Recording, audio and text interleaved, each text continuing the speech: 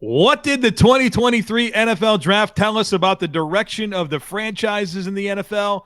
We're examining the AFC classes through that lens today on the Locked On NFL Scouting Podcast.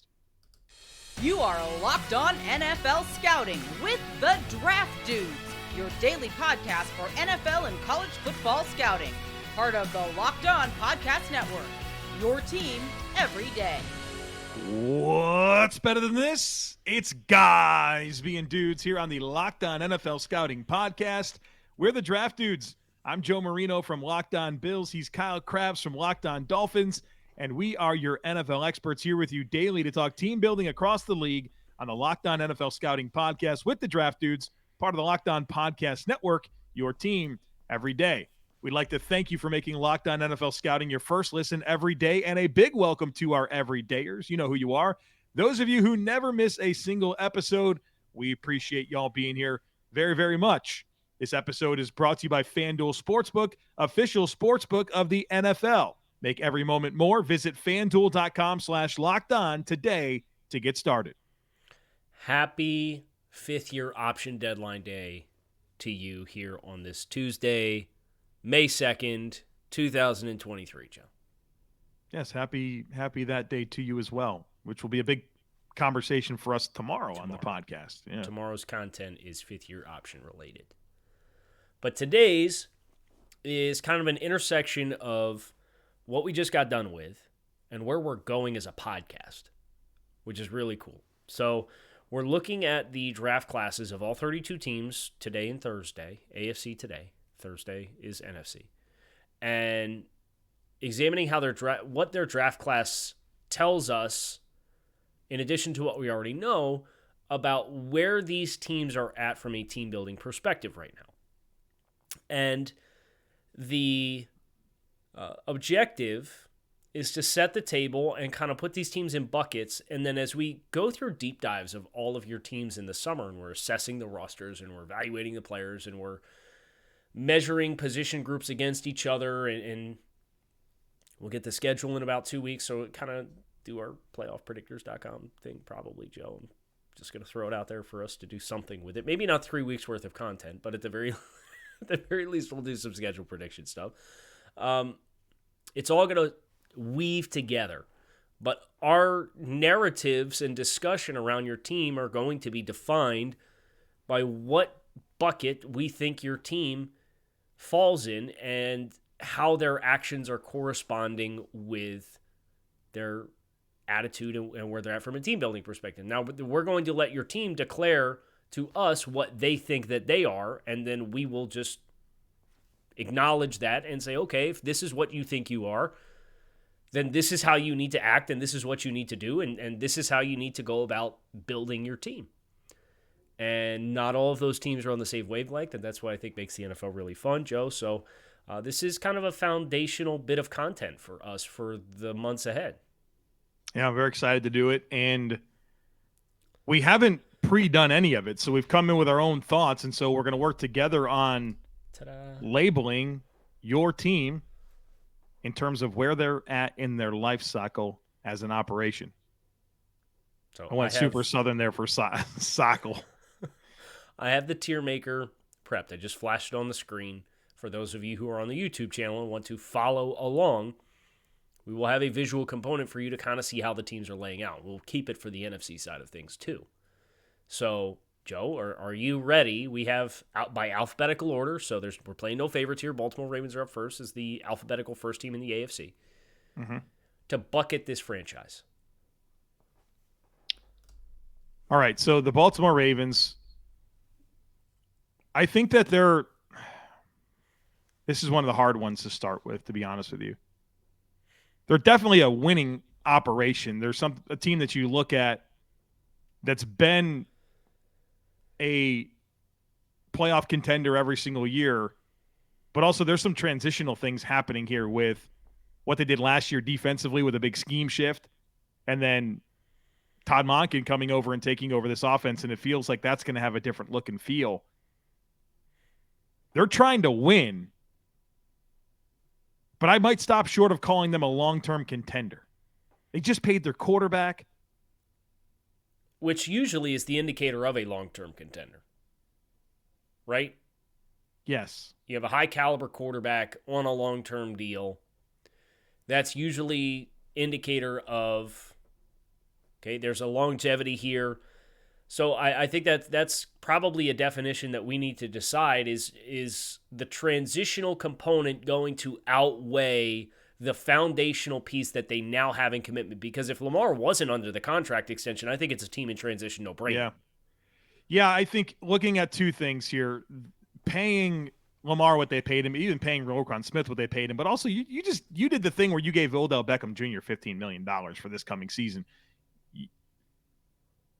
I don't want to say win now because that takes away from the long-term piece of it, because they do have a lot of young talent here. This is a team that is like, you can make sense for three different buckets. So where do we want to put them for now? And then maybe as we define some of the other teams, we'll get a little bit more clarity. It's worth mentioning that, they endured the injuries in 2021, but 4 of their last 5 seasons are 10, 14, 15, and 10 wins. Let's put them in long-term contender. I don't want to be disrespectful to their operation. Yeah, I think it's the right place to start. Yeah. And then as we kind of get some of these other ambiguous gray area teams, like I know New England's one that we've already kind of acknowledged privately in the pre-show is going to be kind of weird to bucket. Like we get a couple of those teams in here, maybe it changes what our definition is for Baltimore. Yeah. All right, I think the rest of the conversation should be a lot easier. That was a tough one to start with. Well, the Bills is pretty straightforward. Long-term contender. With a little bit of win now sprinkled in, right? Yeah, I guess you could probably say that. I mean, there's urgency for sure, right? Coming up short seemingly like 4 years in a row, but also winning playoff games each of the last 3 seasons. There's some transitional components to what they're doing. I think with bringing in Kincaid and Osiris Torrance as new ways that you're going to play offense, and defensively it's going to look different too without Tremaine Edmonds and Sean McDermott taking over as a defensive play caller. So there's transitional elements, but I still think this is a team that doesn't have a window expiring anytime in the near future. Okay, so here's probably where I don't know if you and I had this discussion, but team in transition, long-term contenders are naturally going to have transitional elements, right? Right. Team in transition is more between your hierarchy, your critical personnel groups, your coaching staff, like in your coach itself. Feels like teams in transition, where you're undergoing significant scheme changes or significant personnel changes or significant decision-making process alterations without tearing things back down. Right. So I think to be a long-term contender, to some degree, transitional components and elements have to exist in order for you to do that. So I'm good with both of these teams right now being long-term contenders. Keep the ball rolling. Cincinnati Bengals, long-term contender.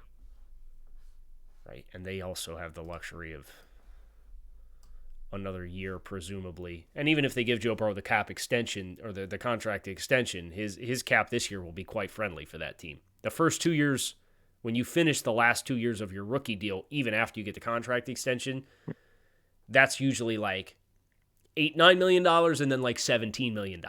So Cincinnati, the next 2 years, is kind of behind the ball with Lamar and Josh Allen from a quarterback contract perspective. So the Bengals will have that luxury to work with for this year as well.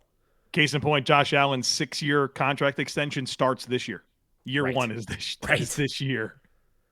So when Burrow signs that deal, remember, he's got another 24 months before he takes his first snap on that. Yep, exactly.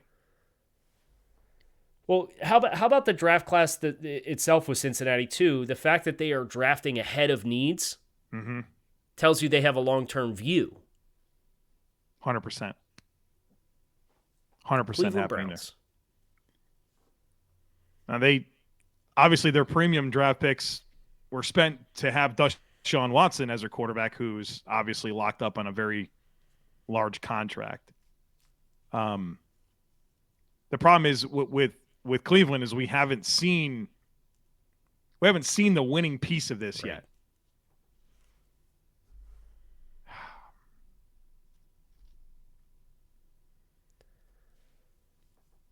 What do you think, man? Is this a young contender? Is this win now?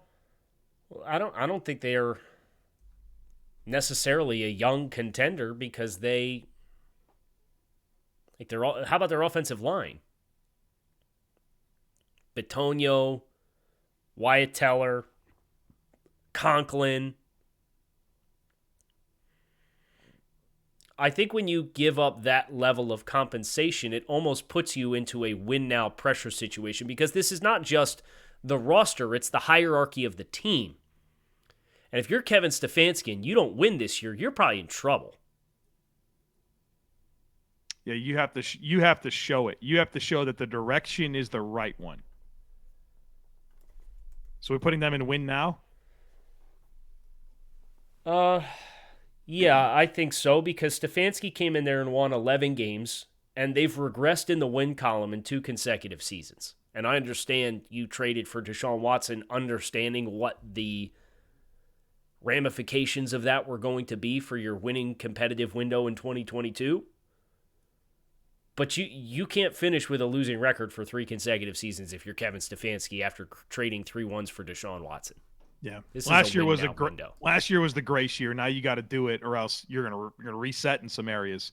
Right, and then you'll go from here to team in transition real quick because you'll have pillars in place, but you're going to be transitioning some major components of your organization. Yeah, I agree. Well, Kyle, the playoffs have been really fun. I know you're enjoying the NHL playoffs, but the NBA playoffs have been fun too. Unless you're a Boston fan, then maybe not. But look, make a fast break to FanDuel during the NBA playoffs because right now, new customers can get a no-sweat first bet up to $1,000. That's $1,000 back in bonus bets if your first bet doesn't win.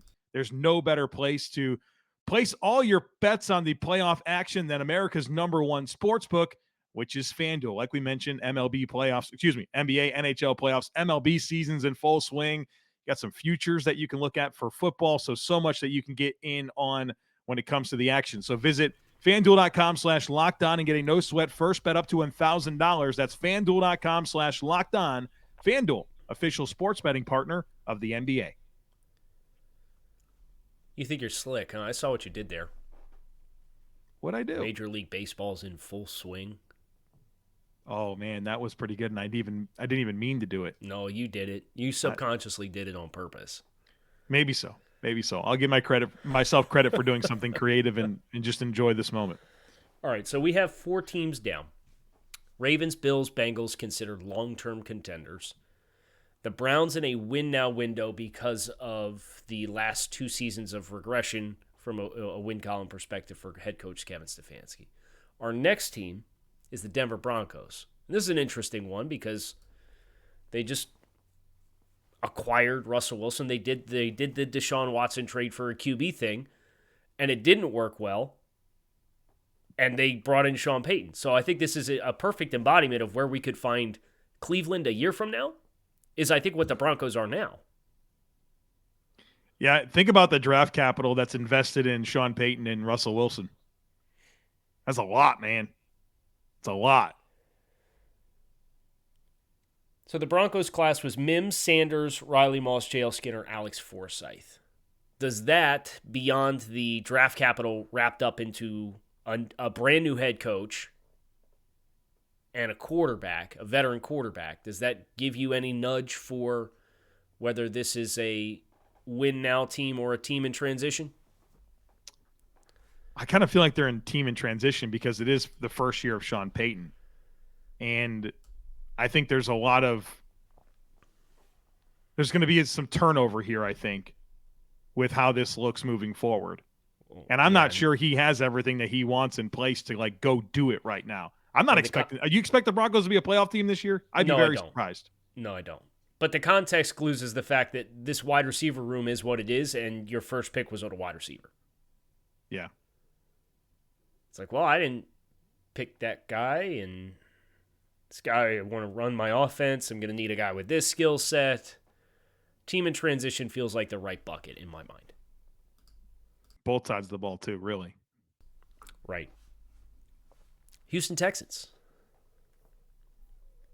I'm excited for Houston that we don't have to immediately say directionless franchise because the last 2 years that was where they were put. And I feel like we have a coach. We have some foundational pieces. I don't expect them to win a ton of games, but I think they can go from directionless to rebuilding. I think the commitment that they made to D'Amico Ryans, the commitment that they made to a young quarterback, the investments that they made in the offensive line, all adds together for me that you have definitively started your rebuilding process. I would agree with you. I think the Texans are a rebuilding franchise at this point. They are no longer just dust in the wind. I think the challenge for Houston's going to be balancing out all these young players with like some level of meaningful veterans to go with them. And I think you feel good about that on the O-line. Like that's definitely a spot where they have veterans, and they got a couple of veterans on the defensive line, but by and large, it's a very, very young roster and not a lot of time on task together. So I still think we're like early in this rebuild, obviously, but how this all evolves from here is now the task, because I think you have enough pillars in place to feel like you have a direction. I agree. The heck are we doing with the Colts, Joe? Right. Well, it's year one of Shane Steichen. They drafted Anthony Richardson, who's like definitely a long-term play at the position, right? I don't think you're drafting Anthony Richardson because you said, you know what, day one starter. You have Gardner Minshew in the fray. I wouldn't be surprised if he does start, Joe. Really? Anthony Richardson week one? Do you want to do the Trey Lance thing for Gardner Minshew? The guy has 396 passing attempts. He started 13 games. So you're gonna need to get him some reps. I think it's one of those situations where Gardner Minshew starts like a handful of games and then we get there. Because we always get there with rookie quarterbacks, right? Right. So I guess the holdup here as far as definitively putting this in a bucket is the fact that the general manager is the same. Mm-hmm. And Chris Ballard. You made a coaching change. So you have new quarterback, but a significant quarterback investment under the same decision maker, which probably leans me to a team in transition with a new coach. I think that's where they have to be. Because a lot of the pillars of identity are with the roster. They picked a coach in mind with the nucleus that they had built with the current decision maker. Right. And they're still evolved. I think there's some evolution there, but they're certainly not a full rebuild. They're not directionless. They're not a young contender. I think they're transitioning. This Colts class feels like it could be, from a volume perspective, the equivalent of like that Seahawks class from last year. Could be. Yeah. I really like a lot of the pieces in Brents and Downs and Richardson and Atabare and Darius Rush in the 5th round as a big long corner. They got, I think, really good value for all their picks down the board through the 5th round. Yeah. Good volume of them too. Yeah. So they have they have pieces too. It's not like, there's some star power here. Quentin Nelson and Shaq Leonard, is that his name anymore? Is it Shaq Leonard? Yes. Yes, now is Shaq Leonard. I can't believe that came out too natural for me. I didn't have to think about it, so maybe I'm just there now. You froze, and you're like, oh, that rolled right off the tongue. That definitely was wrong, right? DeForest Buckner, Ryan Kelly, there's John Taylor, Pittman's a nice young player, so I think it's just going to take a little time with the inexperience of quarterback and a new coach. Right. So team in transition it is. Yes. The Jacksonville Jaguars. Another team that picked 20 million players over the weekend. Picked 20 million players, won a bunch of games late last year, got to the postseason. They won a playoff game, right? Am I dreaming? That happened? That's true.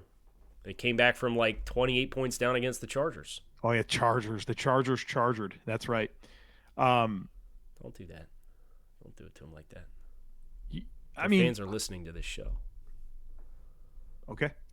Young contender. I would say they're a young contender. What they proved last year means a lot to me. Young quarterback in the mix, a coach in Doug Peterson that can win, a lot of talent on the roster. They've think about the free agent dollars they spent last year. They didn't really have as much spending power this year, but a huge draft class. I think that they're knocking on the door. So I call them a young contender. Right. And it's paired with the success that they had last year, right? Because you can kind of see across we've done 8 teams now. The flow of the 8 teams to this point, you have the 3 teams at the top are all definitive franchise quarterbacks who have won consistency over the last few years. Then you have the Browns, who have talent, have what is perceived to be a franchise quarterback based on the contract and the investment and what the previous on-field track record would indicate, but there's pressure to win. Jacksonville still has pressure to win, but they kind of had their breakthrough last year. Right. And the other 3 teams haven't had the breakthrough lately. Now, if they didn't get to the postseason last year, right, if they just lost one more game down the stretch and didn't get there, conversation might be different, but they did, and they won a playoff game. Right. So because they won a playoff game and they made the postseason and got hot, I think they would, if they didn't do that, they would probably, you'd still give them credit for being a rebuilding franchise, right? Yeah. And you'd like the direction. Correct. You'd be optimistic about them making the jump from rebuilding to young contender, but they did it last year. So now we have the Chiefs. Is this the easiest one we have? Yeah, but they've earned it, right? Long-term contender. They got that dude at quarterback. Right. They're able to just fit in whatever, right? Fit in whatever. They already did the defense, receivers. They already did the transitional elements of long-term contending. They did that last year, right, and won the Super Bowl. So right. Sweet. They give them their own tier, right? Right. I'm just buttering them up because if you don't give them their due justice, man, the Chiefs kingdom will come after you, brother. Yeah, we don't want the smoke from Chiefs. Right. Can't put them in the same bucket with the Bengals and Bills and Ravens. I mean, come on now. We don't want Kelsey coming on the podcast and spiking the Lombardi Trophy. Yeah, we'd hate. Well, I mean, if you want to do that, Travis, come on down, brother. We'd love to have you, but yeah. The Raiders. What are we doing with this one?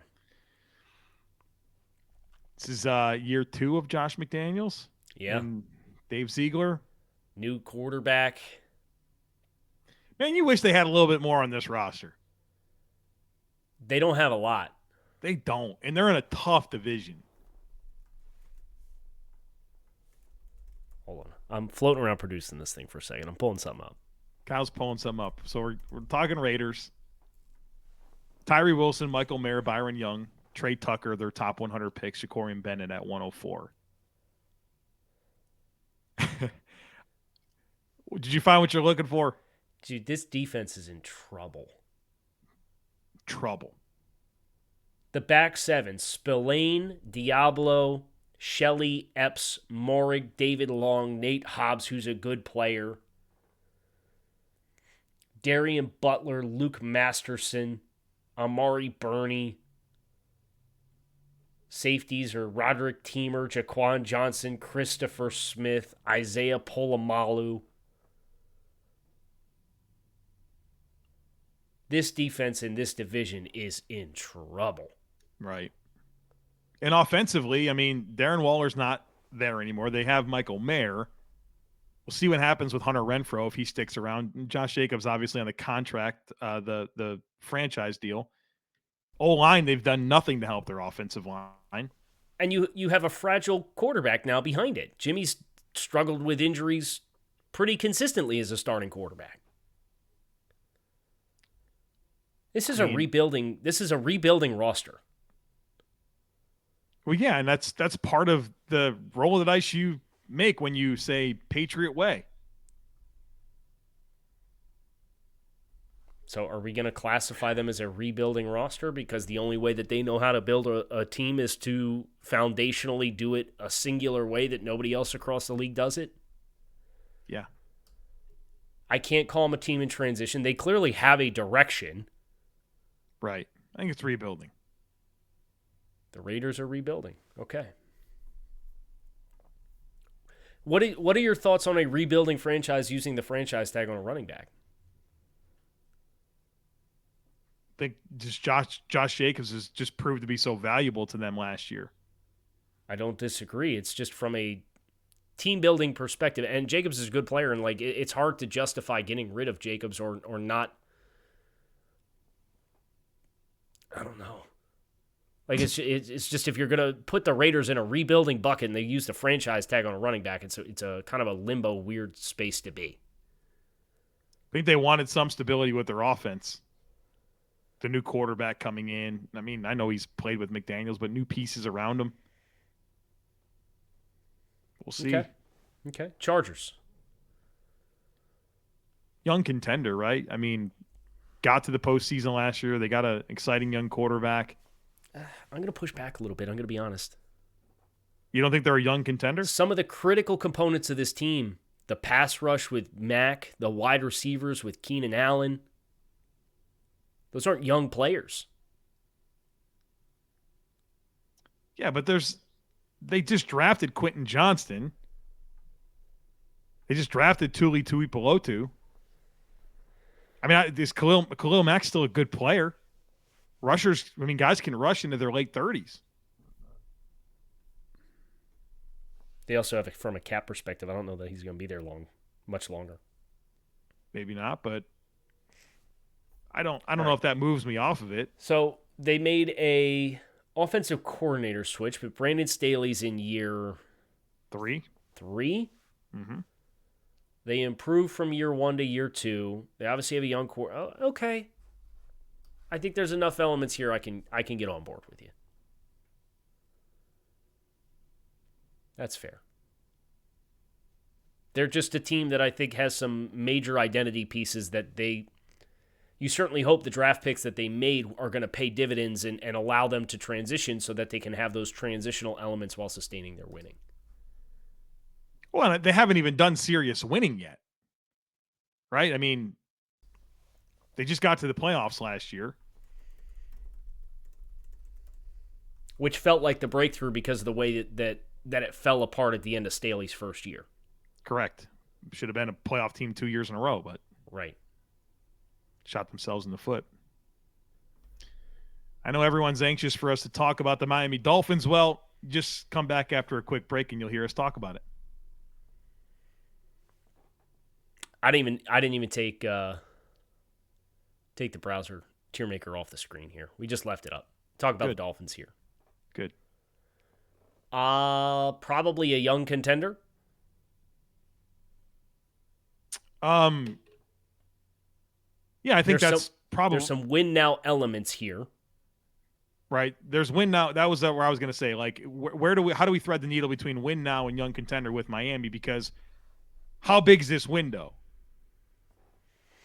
Is it too, like, with this nucleus, they can evolve, they can add different pieces, but they've really kind of went in on getting a bunch of players for like a couple year run here. Yeah, I think they're over the pieces they're hoping are over the top pieces are, well, I mean, Tyreek Hill's presumably going to play out the contract, so that's 4 years. And then he may change his mind and keep playing, but let's just say it's a 4-year spurt here, right? You brought in Jalen Ramsey, gave him a 3-year extension. I think Xavier Howard's probably facing his last year in Miami. You drafted Cam Smith with your top pick to kind of have some level of pipeline there. Christian Wilkins, Jalen Phillips, Bradley Chubb, Javon Holland, Jalen Waddle, presuming Tua Tagovailoa stays healthy. I think their nucleus, they will have a transition in the nucleus of the players. But I think when they had the surplus of the draft selections from 2020 and 2021, and not all of them hit, obviously they never do. That's why you take that strategy and have more to spend, because if everybody hits at approximately the same rate, if you have twice the surplus of everybody else, you're going to restock your pipe with more than everyone else. I think with a second-year head coach, a young quarterback that's still on a rookie contract, the nucleus we just kind of ran through, they're waiting for their breakthrough in the same way that the Chargers are, and that's why I would put them in that bucket. Of young contender? Yes. I think that's probably appropriate. What moves me off of win now is probably just that Mike McDaniel is in his second season and he's a very young coach. And they haven't committed the long-term deal yet to Tua. And there's still some pieces to learn there. And so I think young contender is probably appropriate here with some win now elements to what they're doing. If I could put them halfway in each bucket, I would. I think we feel the same tension. But I think there's more evidence that, like, there's no glass wall to hit. You just have to potentially, as you transition away from certain players, you're going to pay the guys that are on rookie contracts right now. When Xavier Howard goes, you're going to pay Javon Holland. When Tyreek Hill goes, you're going to pay Jalen Waddle. When Bradley Chubb goes, you're going to pay Jalen Phillips. And then it'll be your responsibility to probably spend more draft picks and go out and trade for more players. Right. But at that point, or use the guys that are all rookie players. Contract players get new deals, then I think you can kind of push them into a win now exclusive window. All right. The Patriots. Oh, weird team, huh? Weird team, Kyle. Weird team. 25 years. I like to focus more on the last 4. I feel like those are my Patriots. All right, so we got a quarterback that is on a rookie deal that obviously there's some tension around that entire situation. I don't know that he has enough to work with on offense for him to put it all together this year. I like some of the pieces that they've got on defense now with Christian Gonzalez in the mix and Marte Mapu and Christian Barmore, Uche. Slandered Keon White on his third day as a Keon Patriot. White, Patriot. He's a Patriot player, man. It makes sense. I think they have a lot to prove, man. They haven't measured up. They haven't proven enough to me. So hear me out. When you win for 20 years, you get a lot of leash, right? This team feels like it's still in transition from Tom Brady. It sure is. And rightfully so. You know, the shadow that he's cast in Foxborough, and like, as a Dolphins fan with Dan Marino, like, I get that. That shadow looms large and it will loom a long time until you definitively have play that consistently closes the door on that chapter of your organization. I think they're still a team in transition. The problem is they've been in transition for 3 years now, it feels like. Yeah. It's almost like the best thing for the New England Patriots is whenever Bill Belichick goes. And I think even Patriots fans are ready. I understand that, right? You need a really different mindset. And I'm concerned that I don't know enough about Gerard Mayo. If that's like their plan to just shift to him, how much Belichick is he? Or how, right. Don't do this. Don't do this. It doesn't have to be that way. I mean, I hope you do. I hope you do that. But I would want like a complete, okay, everything's new. Right. Foundationally, it's a new vision with a new view. We're not going to cling to what we've been in the past and try to find a way to bridge that. You've maximized that Belichick influence in unprecedented ways in the history of the NFL. Enjoy it. You'll revel in it forever. But go somewhere else. Do something different. I think that they're a team in transition. They are. It's just the weird, that usually transitional windows don't. How much longer do you stay in transition limbo before you become a directionless franchise, which feels weird to say with Bill Belichick as the head coach? How many more wins does he need to get to Don Shula? Because that's got to be the only thing that's it's keeping like him two back. seasons. It's like 2 seasons worth. Okay.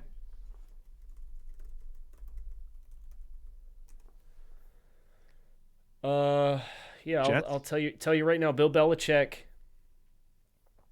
Oh, come on. I don't want just the regular season, you little plebes.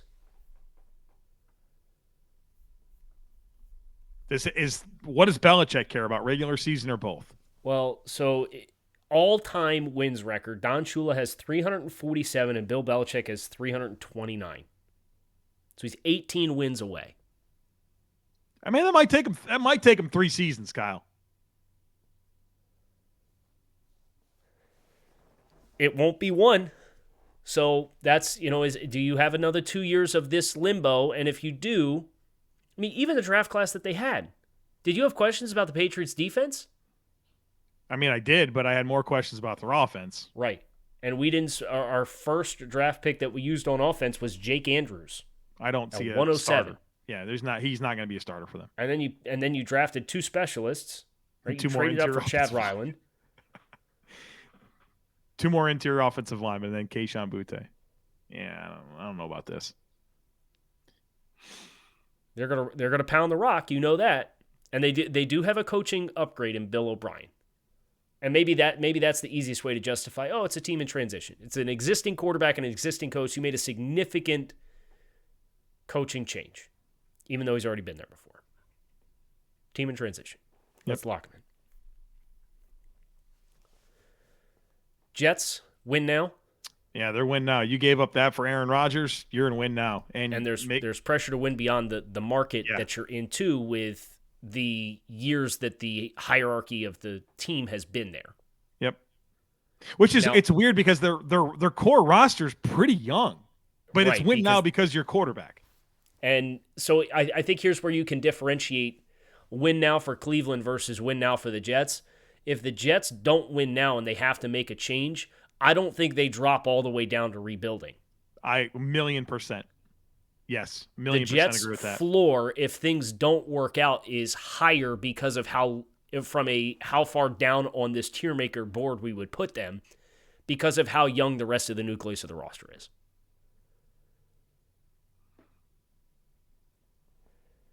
Steelers. This one's tough, Kyle, because I kind of want to put them in young contender, but have they shown enough to be there yet? Oh, you know what I mean? Come on. They haven't had a losing season. I know. I think they're a young contender. Like, no problems, like just no hesitation, young contender for you? It's the most appropriate bucket that we have. I would agree with that. There's not pressure to win now because Tomlin has plenty of grace and he's been one of the best coaches in the NFL. You'd like to win now, but you don't have to win or your job's not on the line. You've got a second-year quarterback. You've got a young offensive nucleus. Felt like they did the transition thing when Roethlisberger retired, and now they put themselves back in the young contender. So you saw enough from Pickett in the floor of this operation last year in the transitional window to say, you know what, you're a young contender. Well, I just think because of the floor of the team with Tomlin, it has less to do with Pickett other than the fact that Pickett's a second-year quarterback. But I think the floor with Tomlin says, look, you are going to win like 8-9 games, period. Correct. And you have a young quarterback and you have a young nucleus that you've put around him from a skill player's perspective, and now you add Broderick Jones to the mix. Like, yeah, I think they're a young contender. Okay, I'll agree. Which just leaves the Tennessee Titans. On one hand, they're clinging to this Tannehill-Henry situation, but there's also a piece of this where that's probably expired, and they're acknowledging that with some of the decisions that they've made here. Moving up for Will Levis. A lot of young players on that offense. Moving on for Taylor Lewan, a really different-looking offensive line. No Ben Jones. I think because they haven't taken the plunge completely with Tannehill and Derrick Henry yet, they should probably go in the team in transition bucket. But if we're being really honest about what they have to do, they would go in the rebuilding bucket. Right.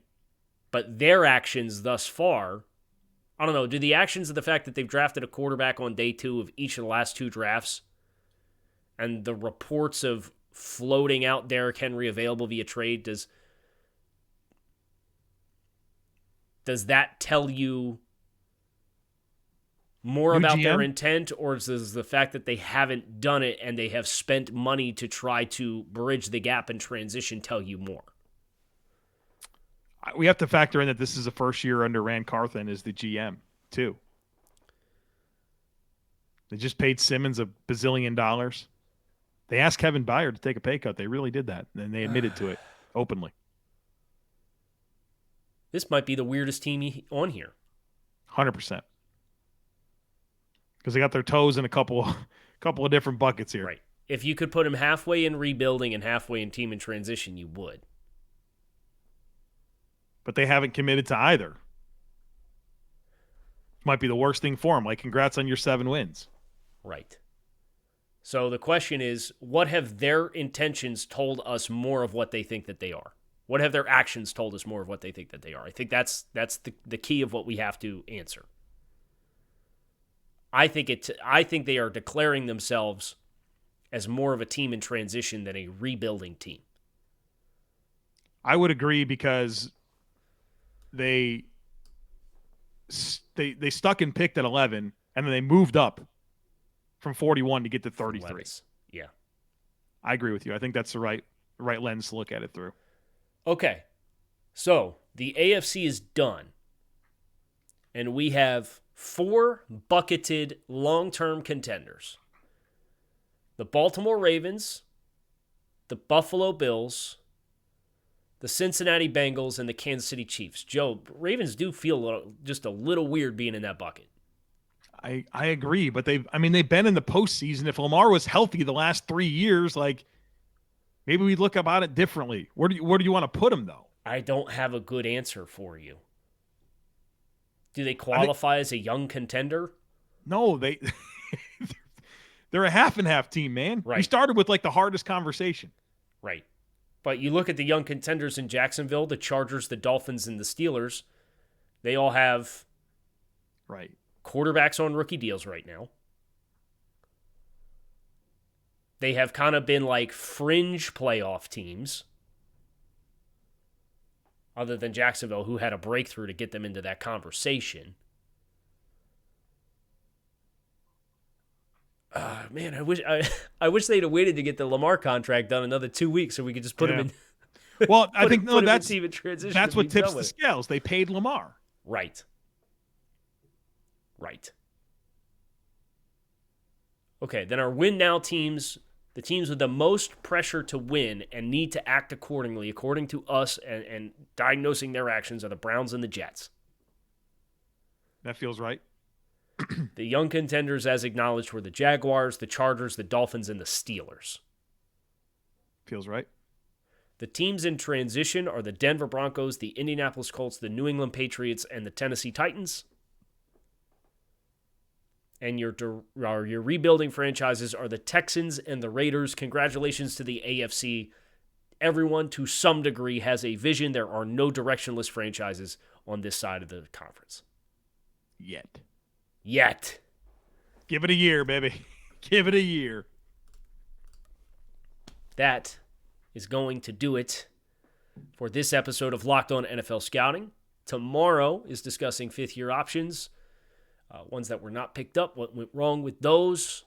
And then Thursday, we will do this same exercise for the NFC, based off of the draft classes, the off seasons, putting that conference in buckets and declaring how they view themselves and how we should be viewing them and their moves throughout the course of the rest of the offseason and the 2023 NFL season. I'm Kyle Crabbs. He is Joe Marino. Special shout out to our everydayers who keep it locked in here on the Locked On Network. Your teams every day here on Locked On NFL Scouting. Hope you guys enjoyed the show. Make it a great rest of your day.